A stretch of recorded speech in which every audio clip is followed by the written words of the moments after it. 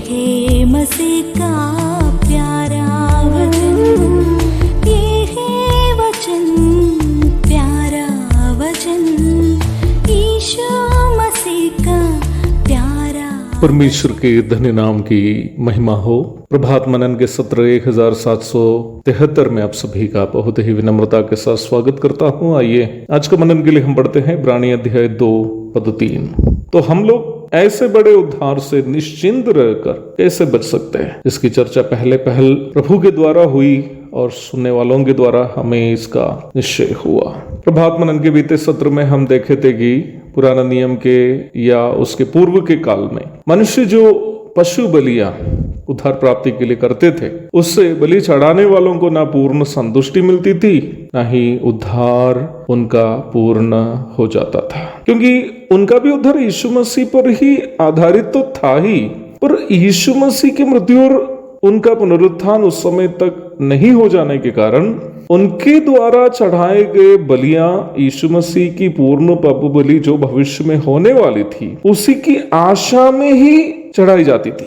परंतु नया नियम के विश्वासियों का उद्धार आशा पर की जाने वाली बलियों पर आधारित नहीं है, बल्कि यीशु मसीह के द्वारा चढ़ाई गई संपूर्ण पाप बलि पर आधारित है। इसलिए हमारा उद्धार हमें आत्मसंतुष्टि के साथ साथ परिपूर्णता का एहसास भी देता है। इब्रानी अध्याय 10 1 से 18 तक के भाग में यही सच्चाई समझाई गई है। इसी सिलसिले में कुछ और भी बात आपके साथ आज मैं बांटना चाहता हूँ। तीसरी पद के अंतिम भाग में हम एक चेतावनी भी देखते हैं। वो चेतावनी यह है कि हम जो नया नियम के विश्वासी हैं, हमें जो उद्धार मिला वो यदि इतना महान है तो उस उद्धार से यदि कोई वंचित रहे तो कैसे परमेश्वर का प्रकोप से वे बच निकलेंगे। इस पद की अंग्रेजी अनुवाद बहुत ही सुव्यक्त है। How will we escape if we neglect so great a salvation. यह जैसे मैं पूर्व में भी बताया था, यह हम शब्द लेखक अपने आप को भी एक यहूदी के रूप में प्रस्तुत करते हुए कह रहा है। जो यहूदी सैद्धांतिक रूप में इस बात को न्याय व्यवस्था से जानते थे कि मसीह की पाप बलि से ही उद्धार होगा, पर यीशु मसीह पर विश्वास करने के लिए वे तैयार नहीं थे, उनसे कह रहा है कि इतना बड़ा एक उद्धार से निश्चिंत रहकर वे कैसे बच निकलेंगे। How will we escape if we neglect so great a salvation. हम इस बात को देख चुके हैं कि इस उद्धार इतना महान इसलिए है क्योंकि ये उद्धार हमें जानवरों की बलियों से या हमारा कोई अन्य कर्म कांड से हमें नहीं मिला है।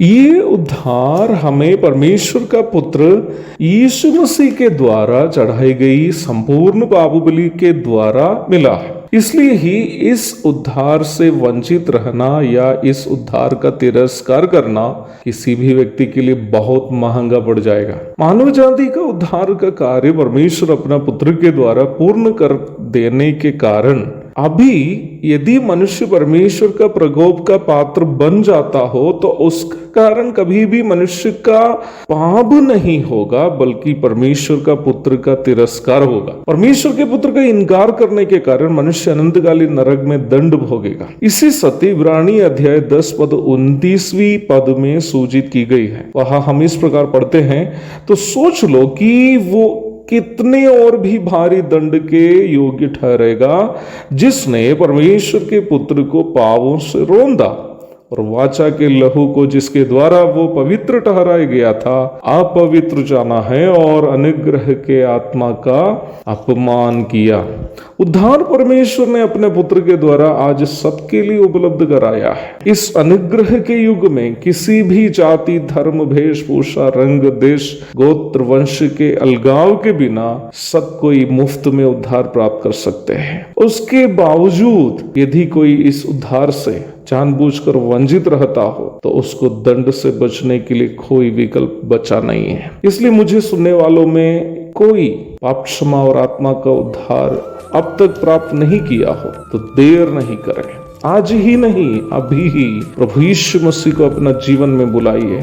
उनकी मृत्यु और पुनरुत्थान को अपने लिए हुई मृत्यु और पुनरुत्थान के रूप में स्वीकार कीजिए। जीवन को धन्य बनाइए। प्रभु यीशु मसीह के धन्य नाम की महिमा हो, आमीन। भोजन है आत्मा में भूखे कोयल, पानी है आत्मा में प्यासे कोयल, पालन जो करते हैं उसके लिए आशीष पाने का साधन है ये है वचन, प्यारा वचन, यीशु मसीह का प्यारा वचन।